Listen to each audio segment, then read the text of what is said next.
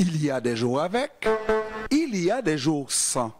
Les jours avec, on est déjà avec. Mais les jours sans, il faut faire avec le AM 1410.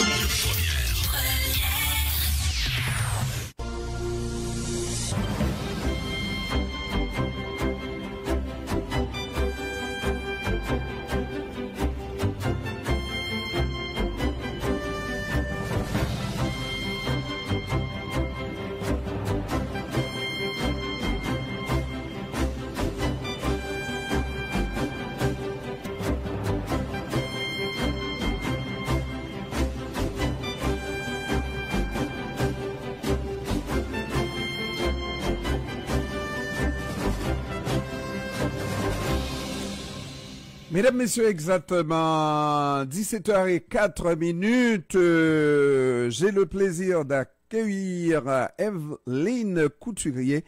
Elle est chercheuse à l'IRS. Bon après-midi, Madame Couturier. Allô? Allô? Alors, nous avons peut-être un petit problème de micro, peut-être. Vous m'entendez? Ah oui, voilà. Là, je vous entends. Parce que vous avez un cours à faire pour moi, si ça vous le dit, hein? Parce que j'ai besoin d'avoir quelques notions de l'économie et de finances, n'est-ce pas? Parce que l'IRS dit la meilleure stratégie pour combattre l'inflation, c'est d'augmenter les salaires. Moi, j'avais toujours compris le contraire. En fait, ce qu'on dit, c'est que l'inflation, il faut contrôler l'inflation, mais il faut aussi contrôler l'effet qu'on a sur l'inflation, l'effet que les gens ressentent. Donc, il y a la stratégie à mettre en place pour réduire l'inflation puis la ramener à une cible de 2%, mais il faut aussi penser à quel est l'impact de l'inflation sur les gens et la perte de pouvoir d'achat. Maintenant, quand on parle de perte de pouvoir d'achat, dans les 3 dernières années, c'est environ 3 100 $ de perte de pouvoir d'achat qu'une personne avec un revenu médian a eu. Donc, c'est 3 100 $ de moins qu'elle peut utiliser pour faire son épicerie, payer son logement, etc. Et si on retourne à une cible de 2%, comme c'est l'objectif de la Banque du Canada, la perte de pouvoir d'achat, elle va être durable. L'argent qu'on n'a plus pour pouvoir faire l'épicerie, elle va toujours ne plus être là parce que même avec une cible de 2%, si on l'atteignait demain matin, les prix vont continuer d'être élevés. La livre de beurre va être encore à 8 $, même à 2% d'inflation. Donc, il faut aussi protéger le pouvoir d'achat, donc contrer les effets de l'inflation. Contrer les effets de l'inflation, là, ça c'est la vertu contre laquelle personne ne peut aller. Hein, contrer la vertu de l'inflation. Mais par contre, il faut combattre l'inflation et de ce que j'ai toujours compris, on enfle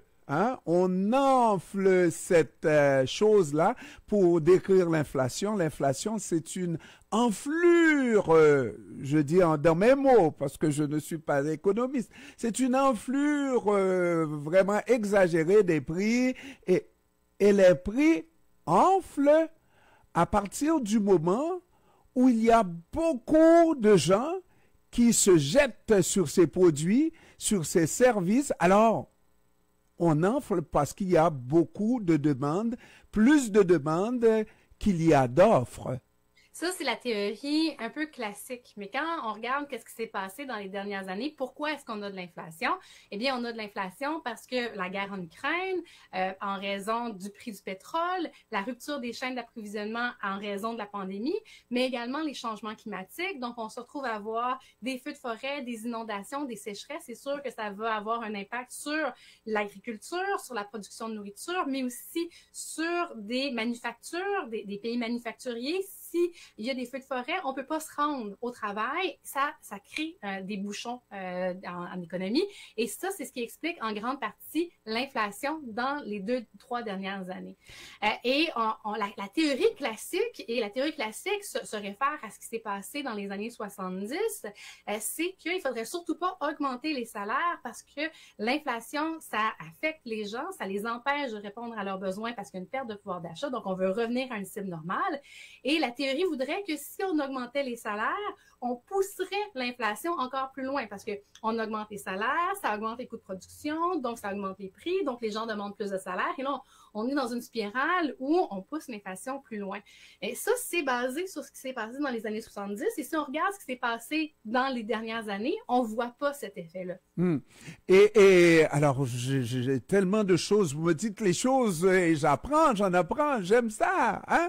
J'aime ça. Imaginez que j'ai plus de salaire et que je veuille m'acheter une voiture. Ben, je viens d'avoir une augmentation de salaire. Ben, c'est le temps de m'acheter une voiture.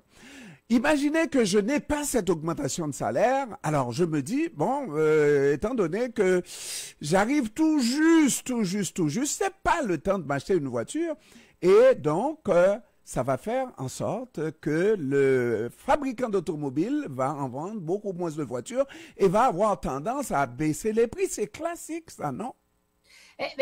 Si on se réfère à ce qui s'est passé dans les dernières années, puis si on se réfère vraiment juste à est-ce que les salaires ont un effet sur l'inflation, dans les 20 dernières années, il y a eu des augmentations de salaires qui étaient plus élevées que l'inflation et ça n'a pas nourri la spirale. Alors, dans le passé, on ne l'a pas vu. Maintenant, dans le cas qui nous intéresse, le problème, c'est que l'inflation... c'est ça que la Banque du Canada veut. La Banque du Canada veut que vous achetiez pas votre voiture et qu'il y ait un ralentissement économique, ce qui permettrait de calmer le jeu et qu'on se retrouverait avec une cible de 2 calmer le jeu puis un ralentissement économique, ça veut dire augmenter le taux de chômage.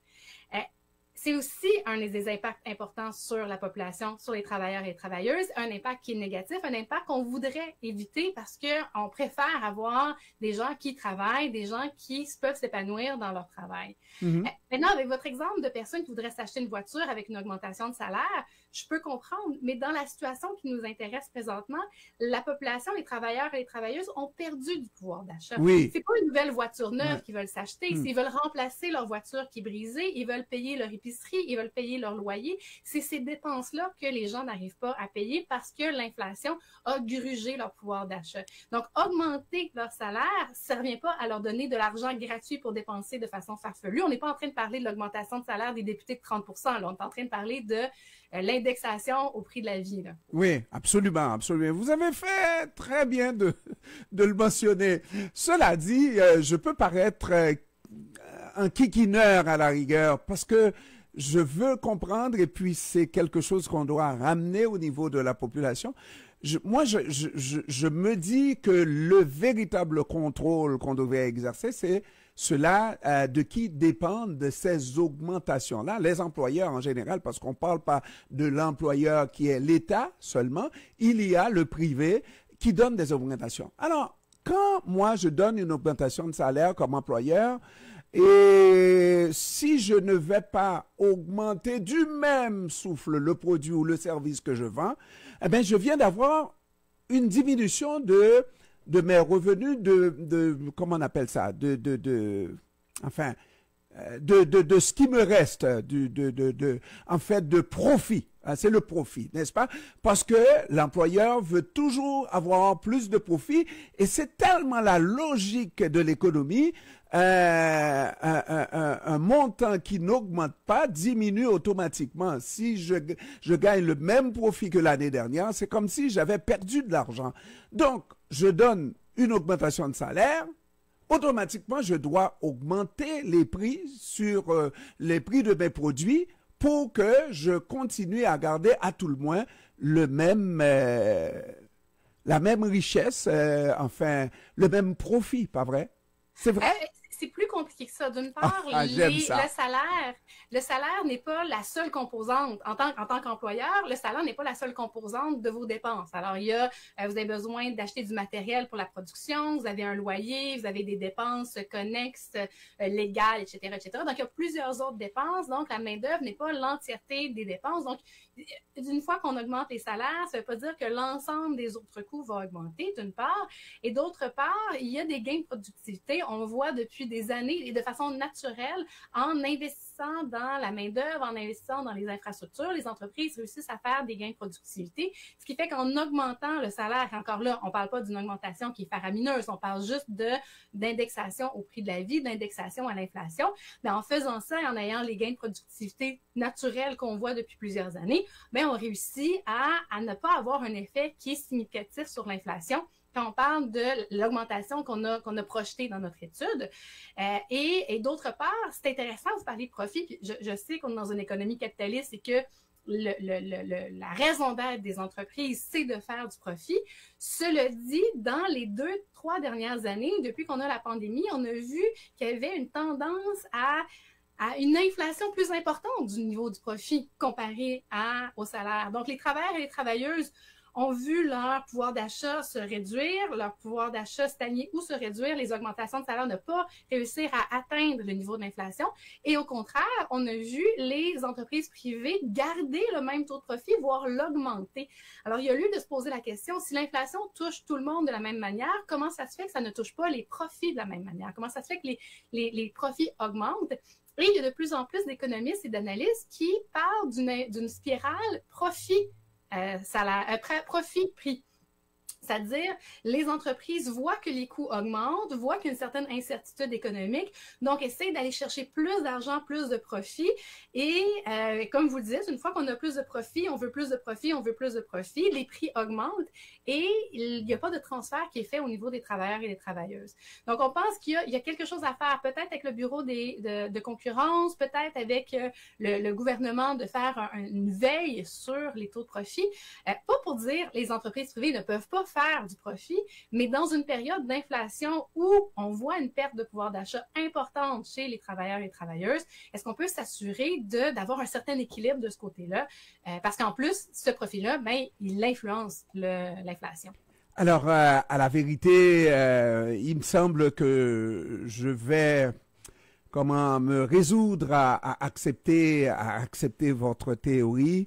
Mais il faudrait éclaircir ce dernier point avec moi. Je vous ai entendu tout à l'heure au début de l'entrevue nous parler de cette chaîne, n'est-ce pas, de cette spirale qui veut en sorte, exemple, il y a cette guerre en Ukraine, les coûts augmentent et puis on n'a pas la possibilité justement d'acheter parce que le coût du pétrole sur le marché international augmente et augmente sans cesse. Et on n'a pas la possibilité et les changements climatiques et tout ça. Tout à l'heure, vous avez dit c'est complexe. On parle de choses véritablement complexes parce que on aurait pu se dire aussi, tant qu'à être, pourquoi ne pas arrêter de manière drastique, presque impossible, hein? C'est comme lorsqu'on fait des raisonnements en disant si le problème, supposons le problème résolu, alors que le problème ne fait que commencer, n'est-ce pas? Arrêter l'utilisation des hydrocarbures, hein? Et ça résout en grande partie le problème des changements aussi au niveau climatique, n'est-ce pas? À un moment donné, il faut réussir, se décider à prendre le taureau par les cornes. Exactement. Puis, et c'est pour ça qu'une de nos conclusions de notre étude, c'est il faut revoir le mandat de la Banque du Canada. La Banque du Canada a comme mission principale d'atteindre la cible de 2% pour l'inflation. Et dès qu'elle voit l'inflation augmenter, s'emballer, rapidement, elle agit sur le taux directeur, elle augmente le taux directeur pour calmer le jeu. Mais l'économie, elle est beaucoup plus complexe en 2023 qu'en 1970. Les réalités sont bien différentes. On devrait avoir une banque centrale du 21e siècle qui prend en considération, oui, la cible d'inflation, peut-être une cible moins étroite. Pourquoi le 2%? Pourquoi pas 3? Pourquoi pas 4?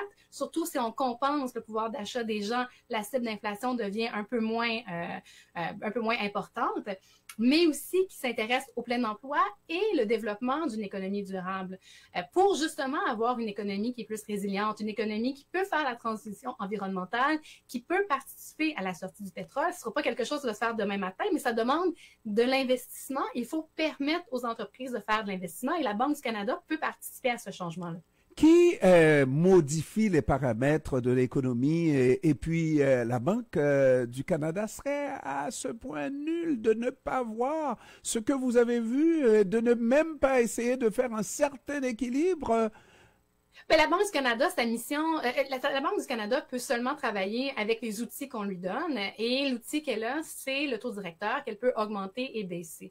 Pour ce qui est de la protection du pouvoir d'achat, ça, c'est plus du ressort des gouvernements qui décident des politiques publiques, qui donnent des directives économiques, etc. Alors, on pense que pour répondre à la crise de l'inflation, ça prend de l'action des deux côtés. D'une part, la Banque du Canada qui met en place des politiques monétaires qui favorisent l'investissement et de l'autre côté du gouvernement de mettre en place des politiques publiques qui protègent le pouvoir d'achat et qui assurent que les investissements vont dans les bonnes cibles. Pas seulement investir dans l'économie pour investir dans l'économie, mais aussi pour viser la transformation sociale et environnementale. La Banque du Canada, je ne pense absolument pas que ce sont des nuls ou qui ne comprennent pas, mais je pense qu'ils sont peut-être un peu aveuglés par leur mission et par le travail qu'ils font tout le temps. Mais maintenant, dès maintenant, on voit que certains analystes et économistes de la Banque du Canada qui lèvent le drapeau en disant « Attention, là, on a averti qu'il allait y avoir une spirale salaire-inflation, ce n'est pas le cas. On commence à voir que ce consensus-là qu'il y avait au niveau économique est en train de se craquer, en quelque sorte. Et je pense que c'est simplement parce que ça fait 30 ans qu'on vit avec une inflation qui était très stable.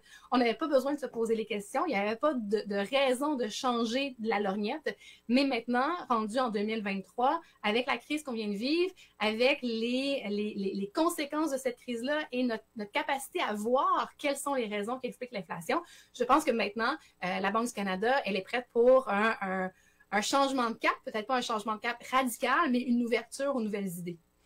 Et alors qu'au début de la pandémie, la Banque du Canada est restée vraiment stoïque avec un taux d'intérêt très bas, n'est-ce pas? Très bas. Absolument, parce que l'inflation était stable. Et la Banque du Canada, elle regarde l'inflation et presque exclusivement l'inflation. Fait que tant que l'inflation restait stable, il n'y avait pas de raison d'agir pour la Banque du Canada. Maintenant qu'on voit que l'inflation est élevée, elle a agi. Maintenant, on aimerait ça que le mandat soit plus large pour justement avoir une vision plus globale de l'économie. Evelyne Couturier, chercheuse à l'IRS, je vous remercie de m'avoir fait ce cours 101. J'ai jamais eu de cours d'économie. Mais là, je pense en avoir tout un, là. Merci beaucoup. Ça m'a fait plaisir. Bonne fin de journée. Merci, au revoir.